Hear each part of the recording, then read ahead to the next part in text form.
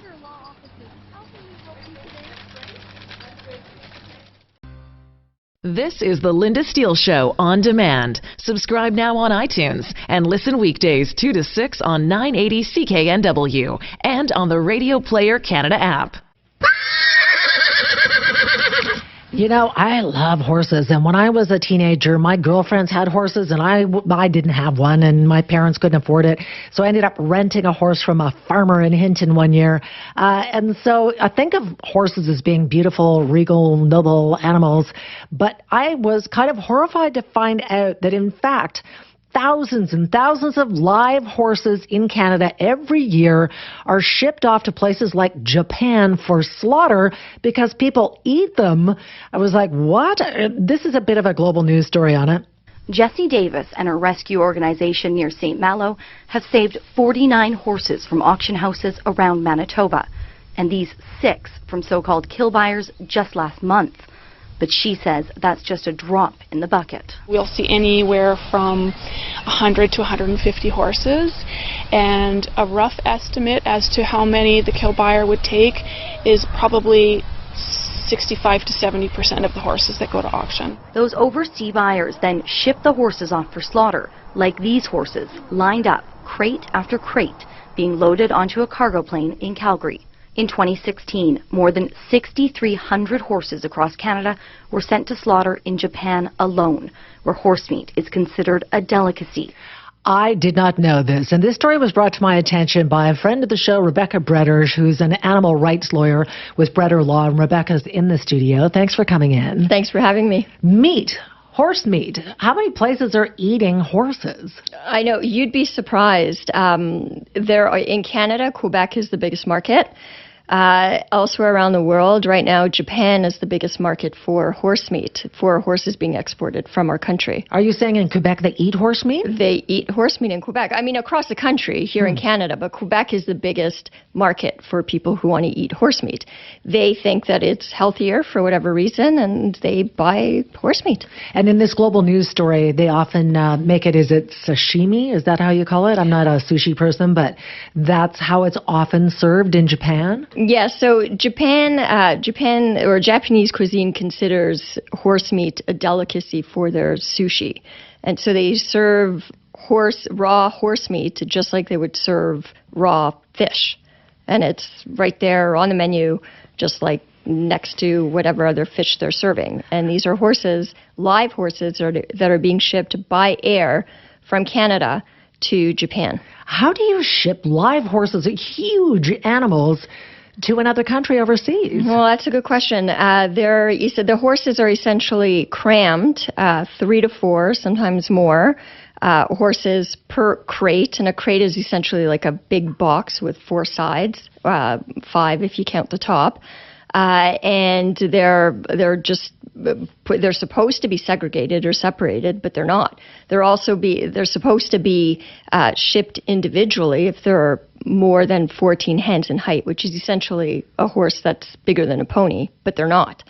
So it's, I don't think people realize in Canada, I mean, people are starting to become more aware of this issue, but many, I would say most people still don't realize that horses and someone's beloved pet can potentially end up on one of these crates being shipped live, crammed together with other horses in terrible conditions, and then slaughtered in a slaughterhouse that we have no control over the methods, the policies, how these horses are actually treated there.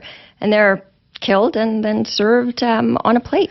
Well, let's go back to the shipping in these crates, because horses, as I know, are skittish animals. Wouldn't they be terrified being jammed into a box with other horses that they're not familiar with and put on a plane? Well, there's lots of documentary evidence and videos in particular that show distressed horses. It shows horses that are being pushed by people to get into these crates, and it's so obvious by anyone looking at these videos that these horses do not want to go in, but they're forced to go in. And then what's dangerous is that once they get in, horses are big animals. I mean, we're not talking about, a little chihuahua. We're talking about animals that weigh a lot, put it that way. And you get 2 horses, and horses also are kind of known to not be they're not very friendly, or I mean, some are obviously, but those horses that are not they could injure themselves and each other quite easily. So you get two horses that don't like each other, or one is just an a-hole, and he wants to start kicking the horse next to him. The other horse can be injured, and we already have evidence to show that horses being shipped out of Canada live into Japan specifically have been injured, have died on flight, and this needs to stop. I'm just thinking to myself, to ship a big animal like that, are they selling this meat for a lot of money?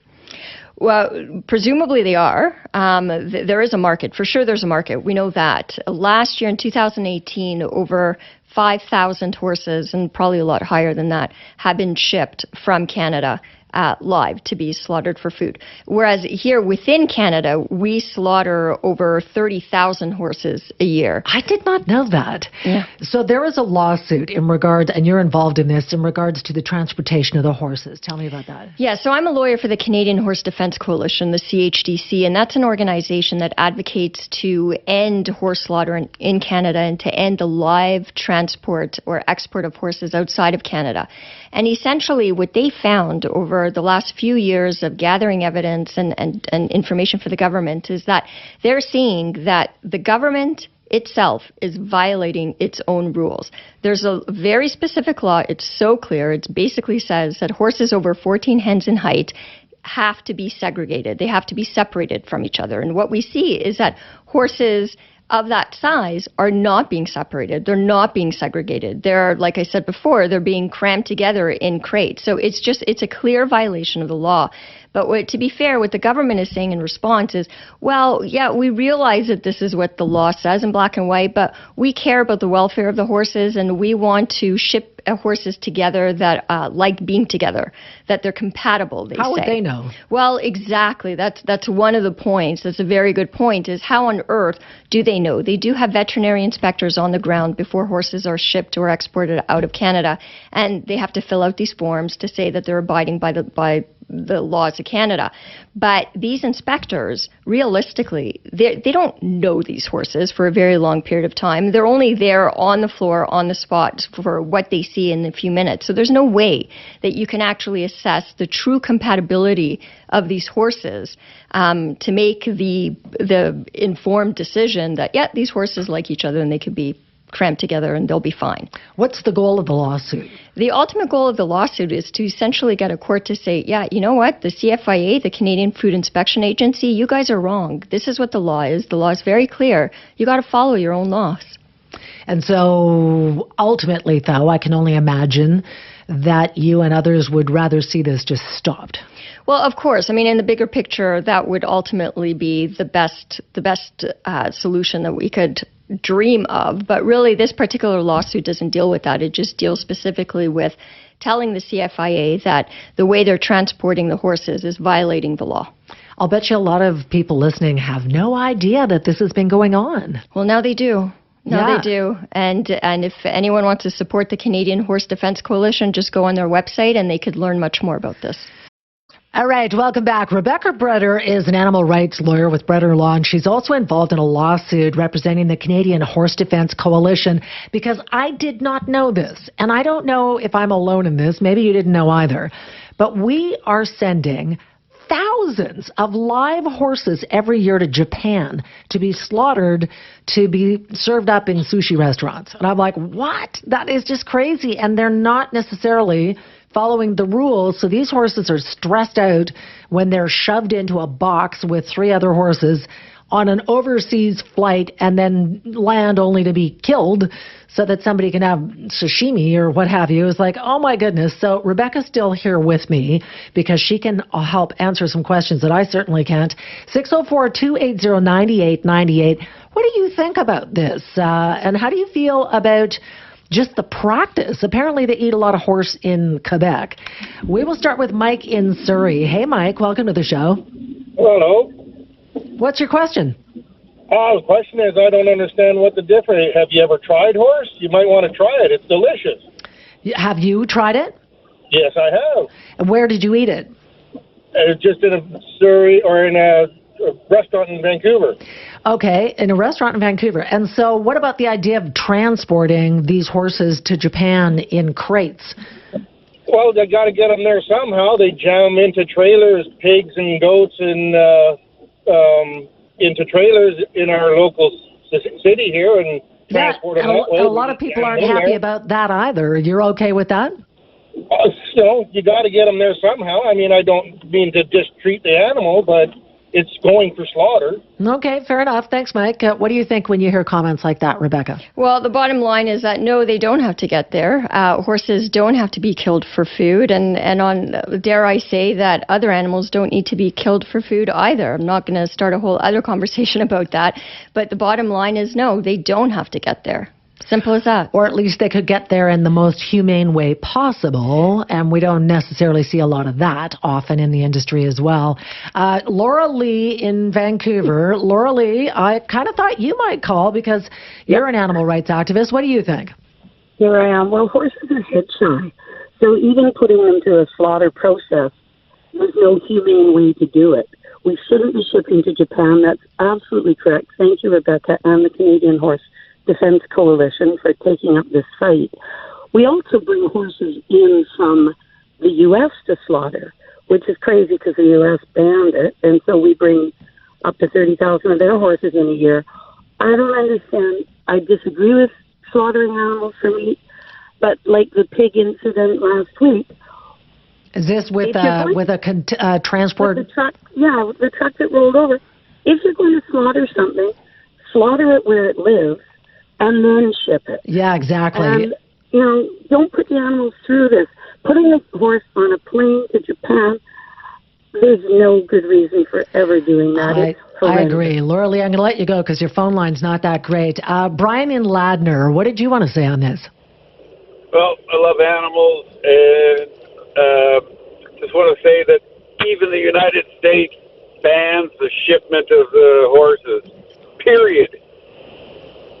Okay, Rebecca's shaking her head. You don't think that's right? No, actually, just to clarify, the U.S. didn't ban the slaughter of horses. What's happening is that the USDA is no longer funding inspections of horse slaughterhouses. So there isn't a law that actually bans it. It's just that the government is no longer funding the inspection. Isn't that even worse? Well, no, because without these inspections, they can't slaughter horses. So in effect, it is banned, but technically it's not because there's no law. All right, I hear you. Okay, Nancy in South Surrey, your thoughts?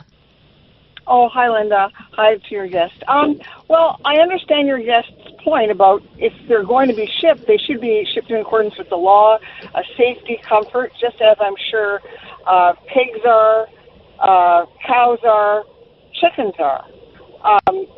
We often see trucks, you can tell there's pigs or cows or whatever in the back of the trucks. And although I eat beef once in a while, I cringe when I see them in there because I know what's going to happen. Right. But on the other point, I've never eaten horse and I don't have any desire to, but what's the difference between eating a cow and a horse and a pig and a chicken? I mean, other than some people have them as pets. Yeah, I guess so, Nancy. That's a good question. Yeah, as you were saying it, I was thinking to myself, she's got a good point there.